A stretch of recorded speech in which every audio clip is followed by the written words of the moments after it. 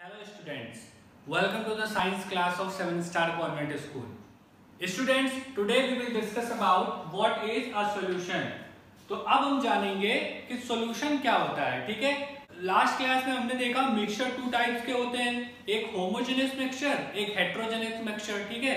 अब उनमें से एक वर्ड आता है सॉल्यूशन, ये भी हमें बहुत ज्यादा कंफ्यूज करता है, तो इसको हम जानेंगे क्या होता है। तो हम इसके लिए कह सकते हैं सिंपल वर्ड में, a solution is a homogeneous mixture of two or more substances, यानी एक ऐसा जो होमोजेनियस मिक्सचर होगा और उसमें अगर टू या टू से ज्यादा जो है सब्सटेंस होंगे तो हम उसको कह सकते हैं सॉल्यूशन।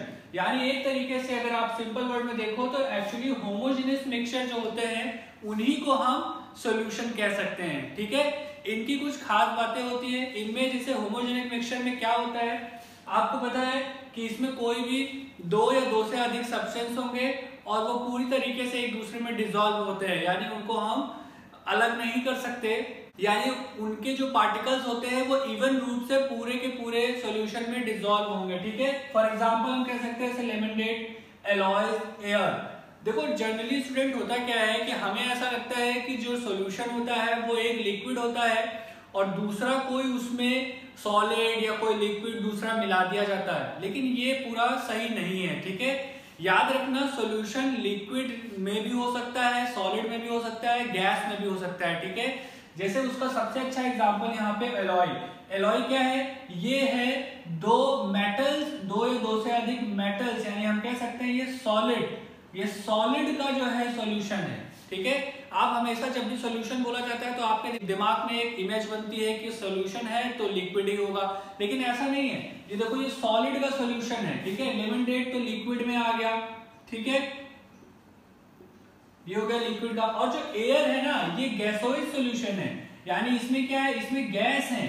एयर में क्या होती है, बहुत सारी गैसेस होती है, मेजोरिटी में हम ये कह सकते हैं नाइट्रोजन और ऑक्सीजन रहती है, और इनके साथ और भी कई गैसेस हैं और ये सारी गैसेस आपस में मिक्स हैं और ऐसे मिक्स होती है कि ये सभी जगह पे इनका परसेंटेज सेम होता है, यानी इनके पार्टिकल्स बहुत अच्छी तरीके से मिक्स होते हैं। तो ऐसी चीजों को हम बोल सकते हैं सॉल्यूशन, है ना। यानी जो होमोजेनियस मिक्सचर में आते हैं उनको हम बोल सकते हैं सॉल्यूशन, ठीक है। अब इसमें आपको सबसे ज्यादा इंपॉर्टेंट समझना दो चीजें। देखो यहाँ पे टू वर्ड्स हैं जो इसमें आते हैं, इसको हम बोल सकते हैं components of solution. Components of solution में आते हैं हमारे पास, एक होता है सॉल्वेंट, एक होता है सोल्यूट। अब कैसे पहचानेंगे कौन सा सॉल्वेंट है कौन सा सोल्यूट है, तो इसके लिए एक एग्जांपल ले लेते हैं। सपोज हमारे पास यहाँ पे एक बीकर में वाटर रखा हुआ है, ठीक है। अब ये हमारे पास एक बीकर में रखा हुआ है वाटर, वाटर में हम क्या करते हैं थोड़ा सा शुगर डाल देते हैं।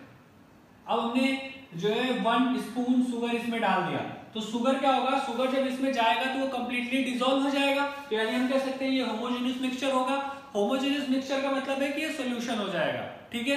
अब ये सॉल्यूशन बन गया है, किस चीज का सॉल्यूशन है, वाटर का और शुगर का, ठीक है।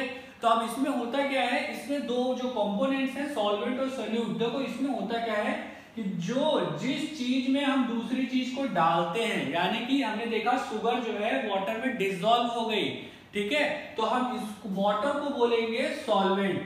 सॉल्वेंट मतलब जो जिसमें हम दूसरी चीज को डालते हैं और वो पहले वाली चीज जो है वो गायब हो जाती है, दूसरी चीज बची रहती है, तो वो जो दूसरी वाली चीज होगी वो सॉल्वेंट। और जिस चीज को हम डालते हैं, जैसे शुगर हमने डाला तो इसको बोलेंगे सोल्यूट, ठीक है। यानी शुगर को हमने डाला वाटर में तो हम ये कह सकते हैं सोल्यूट को हमने डाला सॉल्वेंट में, ठीक है।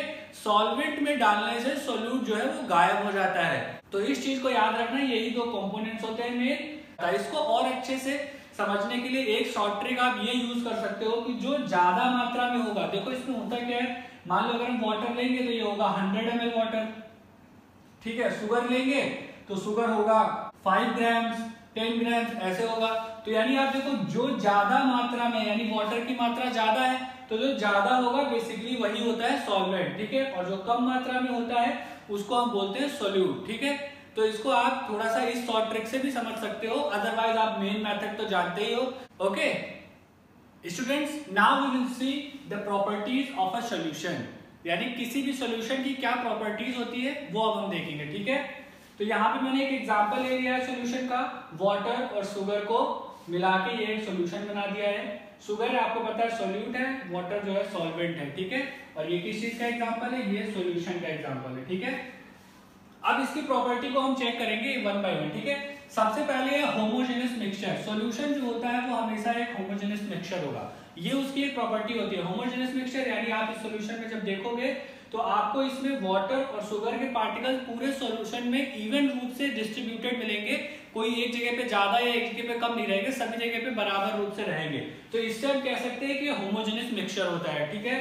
इसकी सेकेंड अगर प्रॉपर्टी हम देखें तो वो कहती है कि जो इसके सॉल्यूशन के जो पार्टिकल्स होंगे वो बहुत ही स्मॉल होते हैं, यानी उनका साइज होता है, उनके पार्टिकल का साइज 1 नैनोमीटर से भी छोटा होता है। The particles of a solution is smaller than 1 nanometre, यानी 10⁻⁻⁹ मीटर से भी छोटा होता है, ठीक है।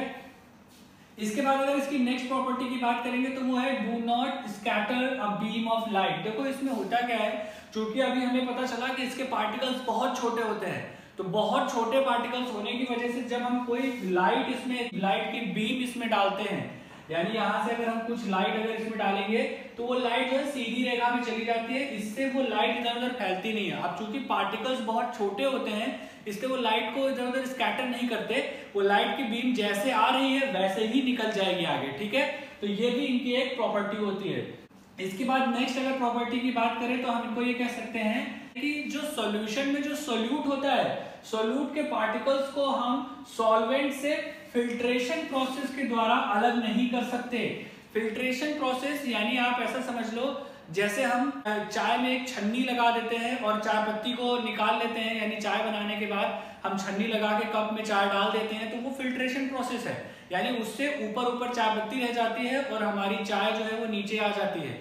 तो इसको कहते हैं फिल्ट्रेशन प्रोसेस। और इस प्रोसेस से हम जो है इसके पार्टिकल्स को सेपरेट नहीं कर सकते। आप देखो ना, यहाँ पे अगर आपके पास सॉल्यूशन है शुगर और वाटर का, तो क्या आप इसको किसी छन्नी के जरिए आप फिल्ट्रेशन प्रोसेस करके या कोई पेपर या कोई कपड़ा लगा के इसको अलग कर सकते हो क्या?